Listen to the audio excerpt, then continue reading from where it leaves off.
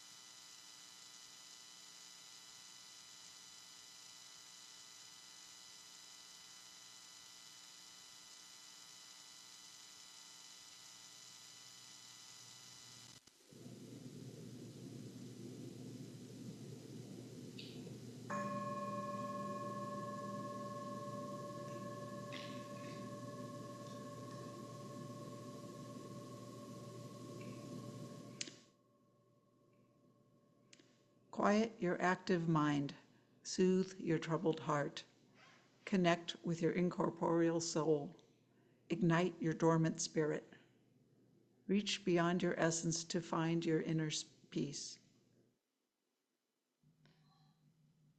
The second reading is Spirit of Life by Rebecca Savage.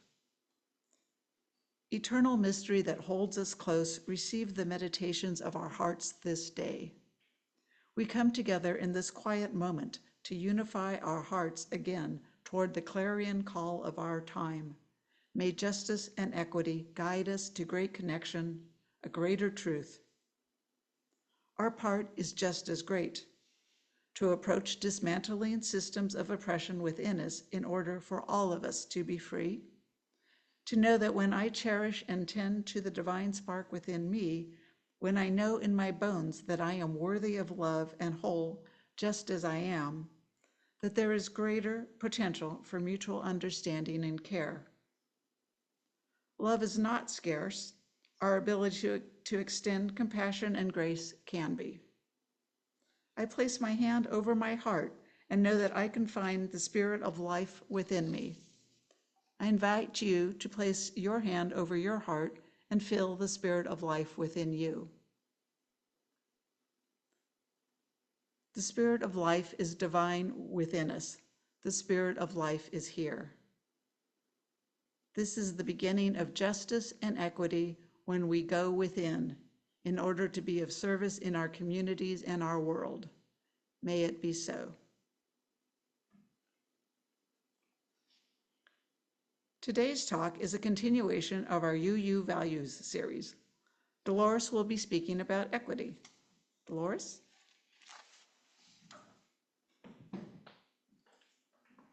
That's right. Okay. Yeah.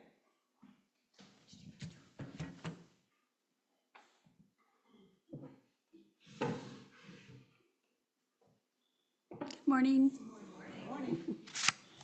Here we go again.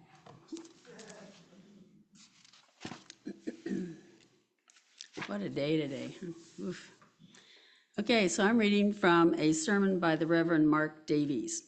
He's a Unitarian minister, and he's the visiting minister at Red River Unitarian Church in Plano, Texas. He has also written and spoken about the role of love in Unitarian Universalism that we covered a couple of months ago. Today, we continue with his series of reflections on the shared values in Unitarian Universalism that were recently adopted by the UUA General Assembly in 2024, 1 year ago today. The last time I was with you, we looked at the value of justice, and today we'll be reflecting on equity. Do we have yeah, there we go. Okay, so in describing equity and the UU shared values, the General Assembly adopted the following language. We declare that every person is inherently worthy and has the right to flourish with dignity, love, and compassion.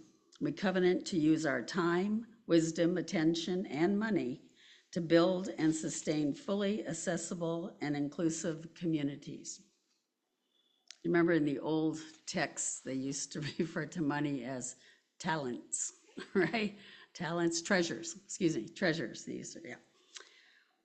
So DEI is dead, they say. Meritocracy is back, they say. But let's hear clearly what they are really saying. Don't let them hide behind 3 letters of the alphabet. Spell it out. They are saying diversity, equity, and inclusion are dead. They are saying that our diversity is not a strength to celebrate, but rather a weakness to denigrate. They are saying diversity is dead. They are saying that equity, which includes equitable access to education, health care, economic opportunity, fairness, and justice, is no longer a value. They are saying equity is dead. They are saying that inclusion is dead. They are saying that being an inclusive community that welcomes all persons, that respects the sacred value, rights, and dignity of all persons is no longer something for which we should aspire. They are saying that inclusion is dead, and they are making it clear that they want to exclude as many Black and brown immigrants and refugees from our communities as they possibly can. They want to exclude women from having personal autonomy and reproductive rights, and they want to exclude persons who are LGBTQIA+ by ignoring their rights and doing all they can to erase our transgender siblings from existence. And they don't think for a second that when they think they have gotten away with deleting the T, that they won't come after the LGBTQIA+. Recalling the spirit of the chilling warning of Pastor Martin Niemöller, first they came for our transgender siblings, ... Whether we are transgender or not, we must speak out and act out. More cardboard needed. And when they say meritocracy is back, what are they really saying? And let me note that some of the persons who say meritocracy is back the most loudly and with the most fervor are actually some of the least qualified persons to be in positions they are currently occupying. When they say meritocracy is back, it means they no longer feel inhibited from hiring white cisgender males to positions of power and authority, regardless of whether they are the most qualified to hold such positions. It's not an accident that the first 2 generals to be fired from the Joint Chiefs of Staff are the only Black man and the only woman among its ranks.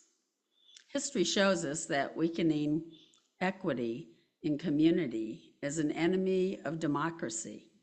The perpetuation of unfair, unequal, and unjust outcomes destroys the conditions necessary for full and fair participation in the political and in the greater life of our society. Tragically, the Supreme Court of the United States, under Chief Justice John Roberts, has been engaged in a 2-decade-long attack on equity in the United States of America. that set the stage for the American fascism we are now experiencing. By weakening provisions of the Voting Rights Act and by allowing unlimited amounts of money to be spent on political influence, the Roberts Court set the table for the feast that the oligarchs are currently consuming, a feast at a table only the oligarchs can afford. The greed and influence of oligarchs and toxic combination of racism and patriarchy within Christian nationalism pose the greatest threats to diversity, equity, inclusion, and solidarity within our society. If we take a hard look at the history of the United States, the fact that a large percentage of white people are now wanting to deport as many Black and brown people as possible, reverse birthright citizenship, and even denaturalize Black and brown naturalized citizens to keep white people from no longer being the majority of the population pretty much fits the script of our racist past. We will never be a great country if we cannot repent of the America's original sin of racism and working relentlessly for justice with equity as is a necessary condition for that repentance. Today, the United States no longer forcefully brings Black and brown people to our shores in chains, but now we forcefully send Black and brown people away in chains and post videos of it on official White House social media, like it's some great accomplishment, rather than the horrific moral failure that it is. And when followers of the way of love and justice speak out against such sin and plead for mercy for the most vulnerable among us, they find themselves condemned by Christian nationalists who accuse the followers of love and justice of being guilty of the sin of empathy. Sorry, this is such a downer. I don't know what Bible they are reading, but I don't see anything in the Bible's portrayal of the life and teachings of Jesus that would even remotely consider empathy to be a sin. We're witnessing a societal sickness, a sickness unto death. One of the main things keeping the United States from becoming a just, diverse, equitable, and inclusive society is the majority of white people who are scared they will be treated like Black and brown people when they become a minority of the population. Deep down, they know we are a deeply racist country, and they are frightened out of their racist minds that the chickens are coming home to roost. It is not a coincidence that the historically most blatantly racist states and communities are the ones most proactively attacking diversity, equity, and inclusion initiatives. It is not a coincidence that the states and communities most opposed to the oft-cited and almost never understood racial race theory are those states and communities with a blatantly racist past. It is not a coincidence that the states and communities that claim to be the most anti-woke are also the states and communities that are historically the most blatantly racist. It is not a coincidence that the states and communities with the most blatantly racist histories want to limit the teaching of Black history and downplay the horrific evils of slavery. In their work against anti-racism, their racism is once again on full display and set in bold relief for the world to see. Being anti-racist means recognizing that not teaching about the history of racism in the United States and not actively seeking to overcome it is immoral. Diversity, equity, and inclusion are dead, they say. This is not the first time that an empire overcome by evil has pronounced a movement that it saw as a threat as being dead, and it will likely not be the last. But oftentimes, empires are surprised by the resilience of the resistance against them. And just when they think they have killed it, eliminated it, erased it, and they think they have sealed it up out of sight to be forgotten by all, it finds a way of coming back to life. And though it may not seem so now, it is really difficult to keep love and justice from coming back to life. This is the end of Reverend Mark Davies' sermon. So I'd like to add, what can you do to promote equity? Use your voice. That's the big one. Your voice is the most powerful tool you possess. Use yours to promote equity, saying something when you hear someone else making hurtful or disrespectful comments about other people, or use your voice as a consumer to call out businesses and organizations on inequities they might be perpetuating. Moreover, an important part of using your voice is knowing when to stay silent. Sometimes equity means listening or calling attention to someone else who might not have had a chance to speak. Thank you for listening today. So I want to know, does anybody have any other, what can we do to promote equity in this country, in this community? Anybody have input? Andy? Oh, sorry, I didn't tell him I was going to do this. Yeah. There we go. So thanks, Dolores. That needs to be said. I was just going to try to add a little light to the sort of darkness that we heard about that's going on. Unitarian Universalism is one of the great supporters of DEI and especially equity. Right this week, right now at General Assembly, which I observed the opening general session of back on Wednesday, they take great care to not only embrace people of every LGBTQ plus and everything else, but encourage with structure in their discussions how to raise up the voices that are so often suppressed and either afraid to speak or get left behind because they're a minority. And so there is good work going on, and we're sitting amongst those who are doing it, but it's an uphill struggle. I don't know how many Unitarian Universalists there are compared to everybody else in this country, but I know we're a tiny minority, but that doesn't mean we aren't going to win.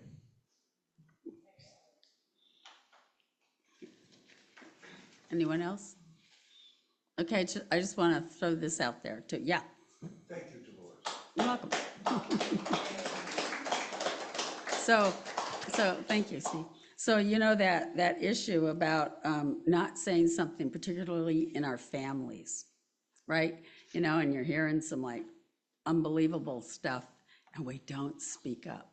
You know, this is the time. This is it. We need to speak up now. How much longer will we be here, right? So think about it. I don't know how to do it. I must admit, because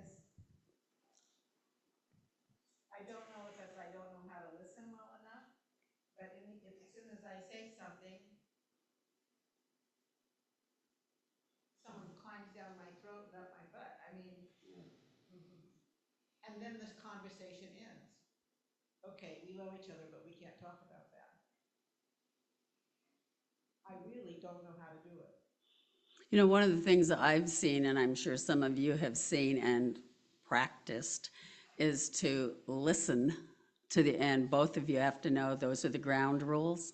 I'm going to listen to you, and you're going to listen to me, right? And we don't have to be telling each other how awful we are, but we have to listen to what the other person's saying, not just think about what I know that other person is saying, right? So we have to listen, and they have to listen to you. And that's a tough one, especially in families. I understand that. Yeah, Steve. Right here with these people is a good place to practice. Yes, right here in this community. Okay, Margot. Yeah. Yeah, I just want to confirm what Carolyn said. And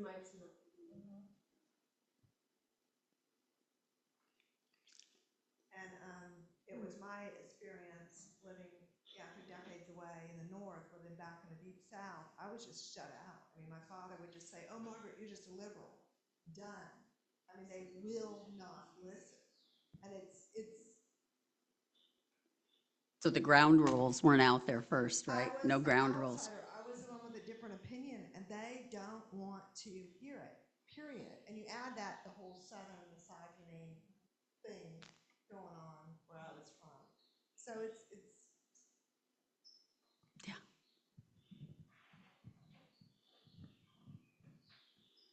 There's a add-on to that, the listening.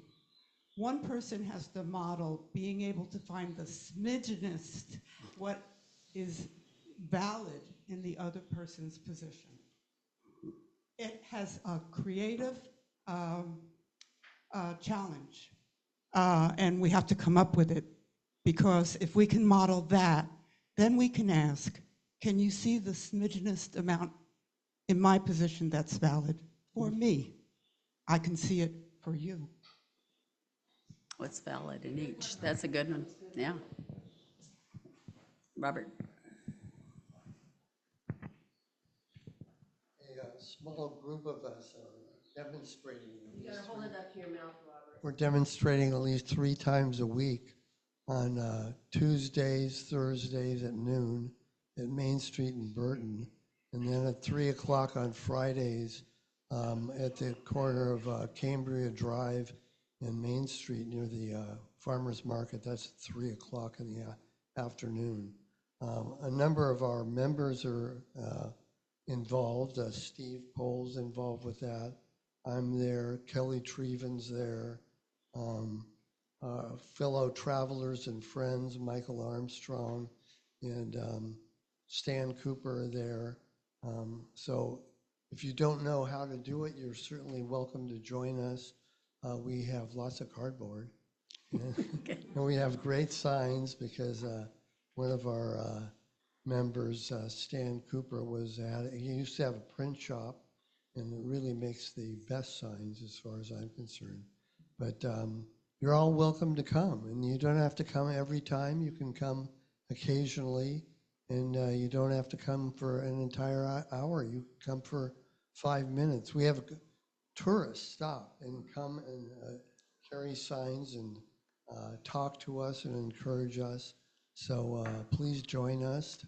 And because I really believe in that what's going to defeat people like Mr. Trump and the MAGA people is a movement much like the anti-Vietnam War movement that's broad and widespread. And I think that we got to do that. I know that when I stay at home, I can get depressed. When I go out and carry a sign, I feel empowered. So join us. Thank you.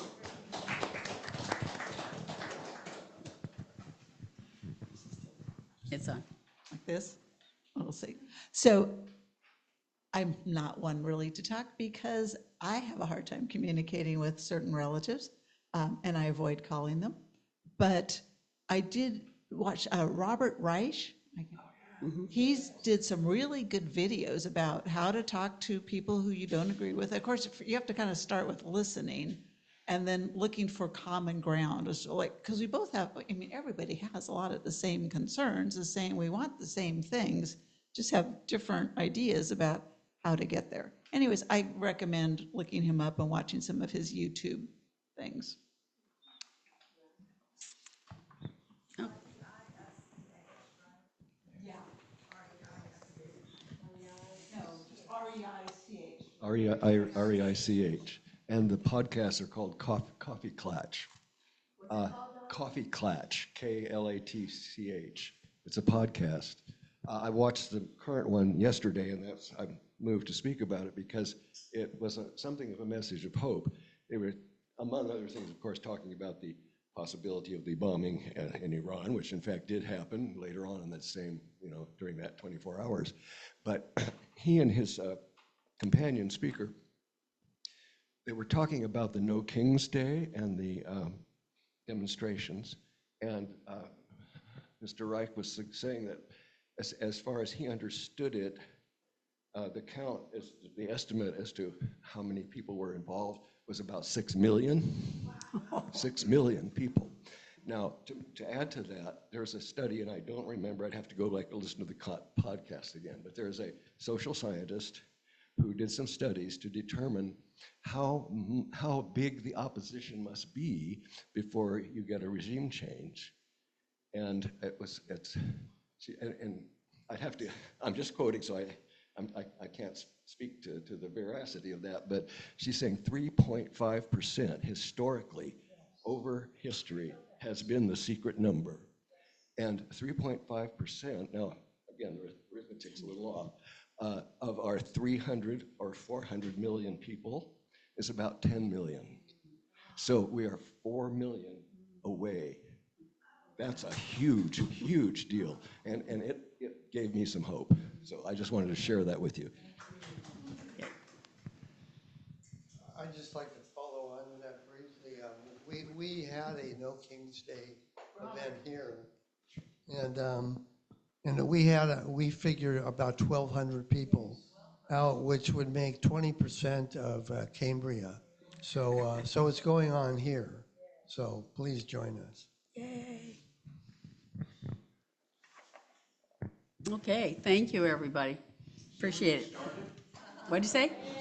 Yeah, really. Okay, thank you. We're going to need a lot more cardboard, but the morning offering will now be given and received. Right? Please remember, we are a self-sustaining organization and provide all financial resources for our many ministries. We recognize the spiritual value of generosity and invite you to participate. If you are viewing the service remotely, please use one of the methods shown on the screen. Thank you.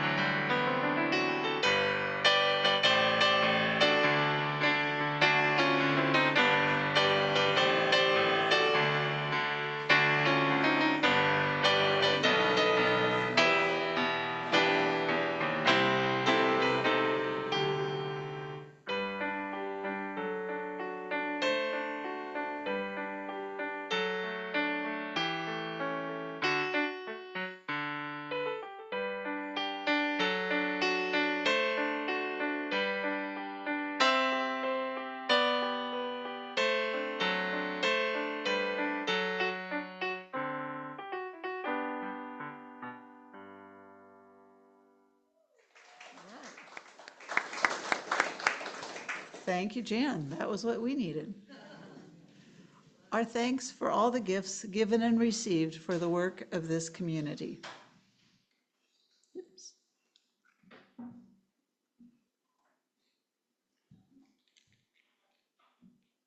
Oh.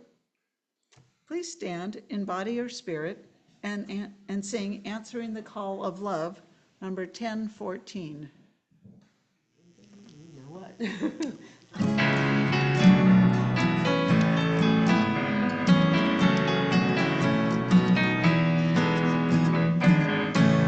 the promise of the Spirit. Faith, hope, and love abide, and so every soul is blessed and made whole. The truth in our hearts is our guide. We are answering the call of love. Hands joined together as hearts beat as one. Emboldened by faith, we dare to proclaim. We are answering the call of love. Sometimes we build a barrier to keep love tightly bound, erupted by fear, unwilling to hear, denying the beauty we found. We are answering the call of love. Hands joined together as hearts beat as one, emboldened by faith, we dare to proclaim. We are answering the call of love. A bright new day is dawning, when love will not divide. Reflections of grace in every embrace, fulfilling the vision we guide. We are answering the call of love. Hands joined together as hearts beat as one, emboldened by faith, we dare to proclaim. We are answering the call of love. We are answering the call of love.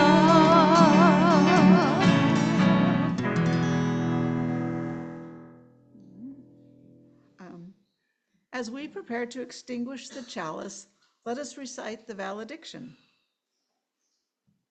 We extinguish the flame of this chalice, and we know that the light of truth and love and the warmth of this community go with us until we meet again. Please extinguish your chalice at home now.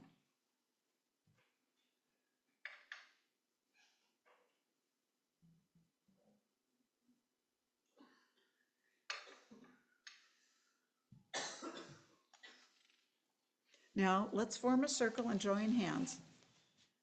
The words are from Rebecca Savage, Our Calling in the World.